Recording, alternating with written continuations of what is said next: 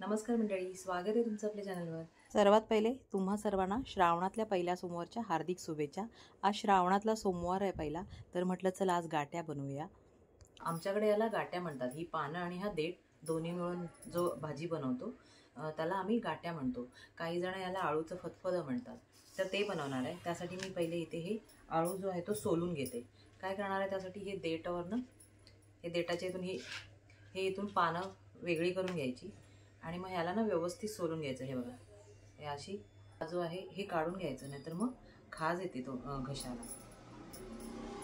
पूर्ण व्यवस्थित सोलून घ्यायचं आणि मग त्याचे असे तुकडे करून घ्यायचे छोटे छोटे।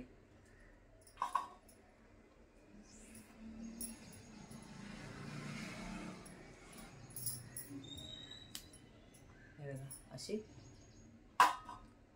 अजून एक दाखवते मी तुम्हाला। हे पान असं इथून वेगळं करायचं आणि इथून असं ह्या देठाच्या इथून हे बघा हे असं काढून घ्यायचे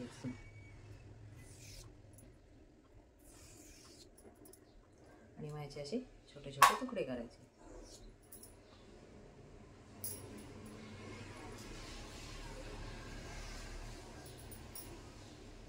तर मी अशी सर्व पानांचं पहिले करून घेते आणि मग मी तुम्हाला दाखवते।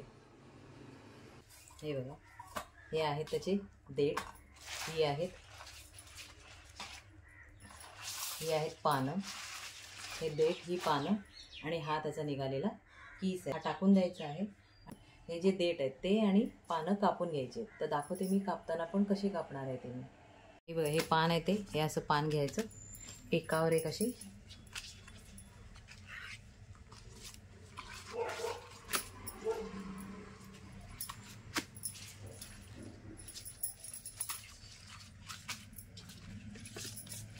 हे अशी मी 5 पानं घेतलेत आणि त्याच्यावर मग हे त्याचे देठ आहेत, हे देठ असे इथे ठेवायचे आणि मग ही अशी गुंडाळी करून घ्यायची, अशी गुंडाळून घ्यायचं हे असं आणि मग याला कापून घ्यायचं।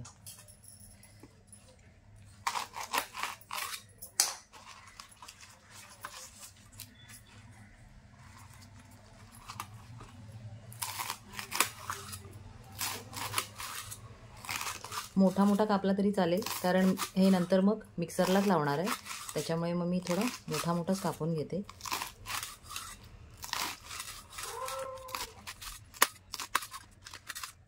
आणि आता कुकरला शिटी काढायची, त्यामुळे तो आरामात शिजला जातो।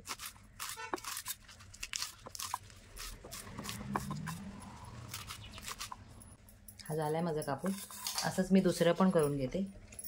हे पान ठेवायचं खाली, त्याच्यामध्ये दुसरं, मग हे तिसरं, असे सर्व पाणी जेवढं तुम्हाला ठेवायचं तेवढं ठेवू शकता हे असं। आणि आता सगळ्या उरलेल्या काटे आहेत त्याच्यामध्ये ठेवून घेते हे असं आणि मग याची गुंडाळी करायची, व्यवस्थित गुंडाळून घ्यायचं आणि मग याला परत कापून घ्यायचं।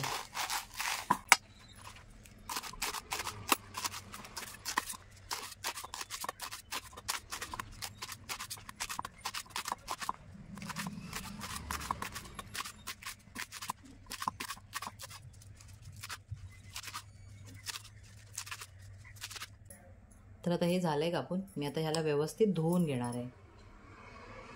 तर हे असं व्यवस्थित धुवून घ्यायचंय।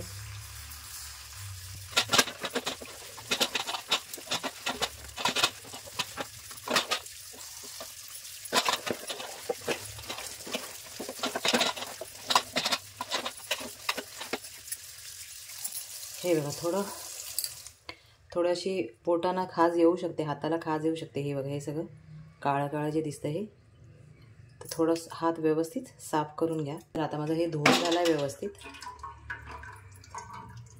तर याला या कुकरच्या भांड्यामध्ये घालायचं आहे। बाकी याच्यामध्ये शिजताना काहीसुद्धा घालायचं नाही आतमध्ये, कारण आपण याला मिक्सरला लावणार आहोत, त्यामुळे हा फक्त असंच शिजवून घ्यायचा। आता हा जो कुकरचा डबा आहे तो मी कुकरमध्ये ठेवणार आहे। एक 4 शिट्ट्या काढून घेणार आहे। हे ठेवले, ह्याच्यावर एक प्लेट ठेवते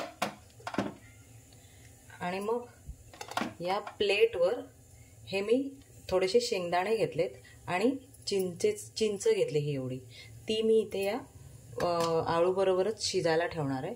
यात तुम्ही तुमच्या आवडीनुसार वाल किंवा मग चणे कोणतंही कडधान्य पण घालू शकता, पण मिस्टरांना शेंगदाणे आवडतात म्हणून मी फक्त शेंगदाणे घालते याच्यामध्ये. याला मी आता 4 शिट्ट्या काढून घेणार आहे.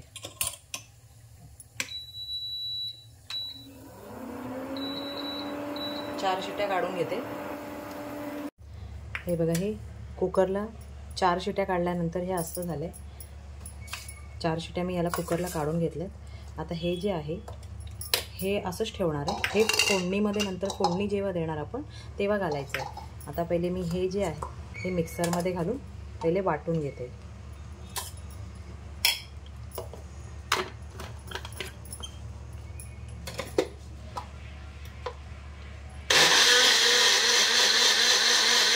फोडणीसाठी मी इथे पातेलं घेतलंय, त्याच्यामध्ये घालणार आहे तेल. तेल ॲक्च्युली मिरची तळली होती त्याच्यामुळे ते तसं काळं दिसतंय. तेल चांगलं गरम होऊन द्यायचं आहे. तेल गरम झालं टाकते लसूण, थोडंसं जिरं, थोडीशी मोहरी, हिरव्या मिरच्या घेतल्यात मी 4 आणि कढीपत्ता. कढीपत्ता थोडा बारीक करून घेतलाय. थोडंसं हिंग आणि आता घालणार आहे याच्यामध्ये ही तयार केलेली पेस्ट.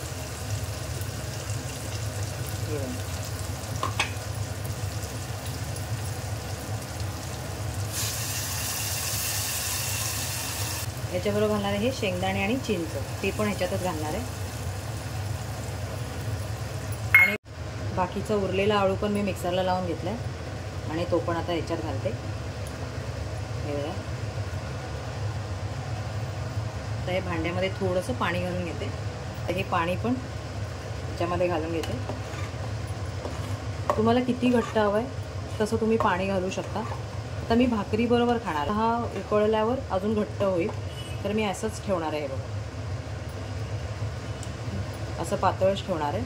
थोडंसं अजून हलकंसं अजून घट्ट होईल उकळी आल्यानंतर. तर याला उकळी येते तोपर्यंत मी भाकरी घालून घेते तांदळाची. तर हा गाठ्या आणि तांदळाची भाकरी खाण्यासाठी तयार आहे. कसा वाटला व्हिडिओ नक्की कमेंट्स करून सांगा. आणि व्हिडिओ आवडला असल्यास चॅनलला लाईक, शेअर आणि सबस्क्राईब करायला विसरू नका. धन्यवाद. जय हिंद.